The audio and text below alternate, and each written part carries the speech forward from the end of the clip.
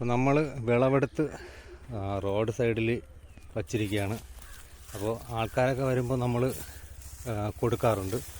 ഇതിപ്പോൾ ഒരു കച്ചവടക്കാരൻ വന്ന് എടുത്തുകൊണ്ട് പോകും. നാളികലോചനെ നിൻമിഴികൾക്കിന്ന് നീലിമയങ്ങനെ കൂടി. നാളികലോചനെ നിൻമിഴികൾക്കിന്ന് നീലിമയങ്ങനെ കൂടി. കിടന്നു ഇരുന്നൊക്കെ അപ്പം കട്ട് ചെയ്യാണ് സുഹൃത്തുക്കളെ.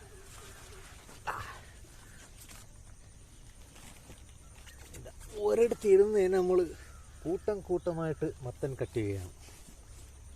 മത്തൻ കൃഷി നമുക്ക് ലാഭകരമായി മുന്നോട്ട് കൊണ്ടുപോകാൻ എന്തിൻ്റെയെങ്കിലും ഇടവിളയായി നമ്മൾ കൃഷി ചെയ്യണം. 2 ബക്കറ്റ് ചാണകപ്പൊടി, 2 ബക്കറ്റ് കോഴിക്കാഷ്ടം എന്നിവ അടിവളമായി കൊടുത്തുകൊണ്ട് മാത്രം നമുക്ക് മത്തൻ കൃഷി ചെയ്യാം. കടലപ്പിണ്ണാക്ക്, വേപ്പിൻ പിണ്ണാക്ക്, കപ്പലണ്ടി പിണ്ണാക്ക് ഇതൊക്കെ വച്ച് നമ്മൾ നട്ട് കഴിഞ്ഞാൽ നമുക്ക് ഈ മത്തൻ കൃഷിയിൽ നിന്നും ലാഭം ഒന്നും കിട്ടില്ല. അതായത് ഇതൊക്കെ ഉപയോഗിച്ച് ഏത് കൃഷി ചെയ്താലും നമുക്ക് വിളവ് കിട്ടും, പക്ഷേ നമുക്ക് കൃഷിയിൽ നിന്നും ഒരു ലാഭവും കിട്ടില്ല. അപ്പോൾ നമ്മൾ ഇതൊന്നും ചേർക്കാതെയാണ് ഞാൻ നടുന്നത്.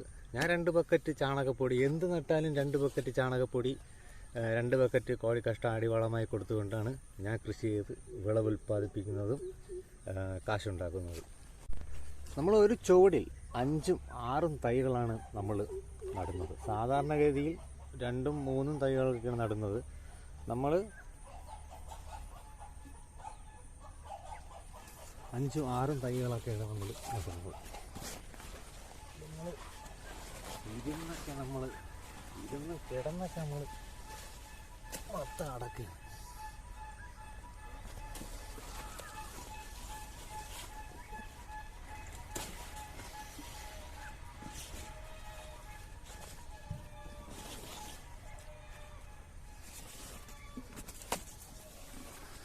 നമ്മളെ കൃഷിയൊക്കെ റോഡ് സൈഡിലായതിനാൽ നമ്മൾ സോളാർ വേലിയൊക്കെ വെച്ചിട്ടുണ്ട്. ഇല്ലെങ്കിൽ ഇരുകാലി കള്ളന്മാരായ മനുഷ്യർ അടിച്ചു മാറ്റിക്കൊണ്ട് പോകുന്ന വഴിയരിയിലൊക്കെ ഇവിടെ കാച്ച് കിടപ്പുണ്ട്. ഇതൊക്കെ പാകമായിട്ടുണ്ട്. ഇതൊരു 5-6 കിലോളം വരും.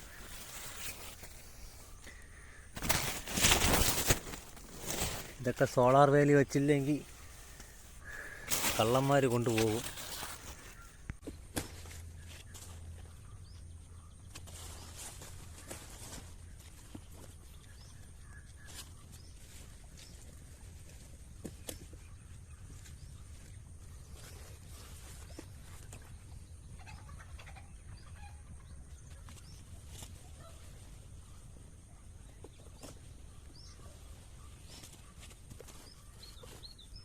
മത്തൻ കൃഷി വീട്ടാവശ്യത്തിന് നടുന്നവർ ചാണകവും കോഴിക്കാഷ്ടവും കിട്ടിയില്ലെങ്കിൽ നമുക്ക് വെറും ചാരത്തിൽ നമുക്ക് നല്ല വിളവ് കിട്ടും. ചാരം, അതായത് ചാമ്പൽ, ഇതുപയോഗിച്ച് നമുക്ക് അത് മാത്രം മതി, വേറെ ഒന്നും ചേർക്കേണ്ട കാര്യമില്ല. അതൊരു പിടിയിട്ട് നട്ട് പിന്നെ വലുതാകും തോറും ചാരം കലക്കി ഒഴിച്ച് നമുക്ക് മത്തൻ വീട്ടാവശ്യത്തിന് നന്നായിട്ട് വിളയിച്ചെടുക്കാൻ സാധിക്കും. മത്തൻ്റെ ഇല പുഴുവും മറ്റു കീടങ്ങളും വന്ന് തിന്നാറുണ്ട്. അപ്പോൾ അതിന് വേണ്ടിയിട്ട് ഞാൻ പൈസ മുടക്കി മരുന്നുകളൊന്നും വാങ്ങിച്ച് അടിക്കാറില്ല. ഞാൻ അടുപ്പിലെ ചാരം അല്ലെങ്കിൽ ചാമ്പൽ അത് ഇലയിൽ വിതറി കൊടുക്കുകയാണ് ചെയ്യുന്നത്. നമുക്ക് ഒരു പരിധി വരെ, ഒരു പരിധി എന്നല്ല, പൂർണ്ണമായിട്ട് നമുക്ക് മത്തൻ്റെ ഇലയിലെ പുഴുവിൻ്റെ ശല്യവും മറ്റ് കീടങ്ങളുടെ ശല്യവും നമുക്ക് ചാരം വഴി ഒഴിവാക്കാൻ സാധിക്കും. നമുക്കിവിടെ 1 ഏക്കർ പയർ കൃഷിയാണുള്ളത്. അപ്പോൾ അതിൻ്റെ ഇടവിളയായി നമ്മൾ മത്തനും നട്ടിട്ടുണ്ട്. അപ്പോൾ പ്രധാനമായിട്ടും ഞാൻ മത്തൻ ഇടവിളയായി നടാൻ കാരണം നമ്മളെ പയറിൻ്റെ ചുവട്ടിലെ വെയിലടിച്ച് ഉണങ്ങാതിരിക്കാൻ വേണ്ടിയിട്ടാണ്. വേണ്ടേ, ഇത് പയറിൻ്റെ ചൂടാണ്.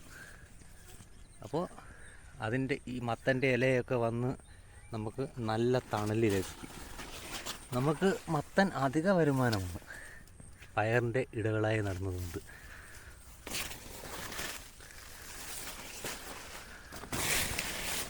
അപ്പോൾ ഈ രീതിയിൽ കൃഷി ചെയ്താൽ കൃഷി ഒരു നഷ്ടമായി നമുക്ക് മാറില്ല. ഇതെന്താ പയറിൻ്റെ ചുവട്ടിൽ കിടക്കുന്നതാണ്. മുകളിൽ പയറും താഴെ മത്തൻ്റെ വള്ളി ഇലകളും. അപ്പോൾ എല്ലാ പ്രിയ സുഹൃത്തുക്കളും മത്തൻ കൃഷി ചെയ്യണം. ഇടവിളയായി മാത്രം കൃഷി ചെയ്യുക. മത്തൻ നല്ല മാർക്കറ്റുള്ളപ്പോൾ മാത്രം അടത്താൽ മതി, ഇല്ലെങ്കിൽ അത് അവിടെ കിടക്കും ഇല്ലാതാകാതെ. അപ്പോൾ എല്ലാവരും എൻ്റെ ചാനൽ സബ്സ്ക്രൈബ് ചെയ്യണം, മത്തൻ കൃഷി ചെയ്യണം.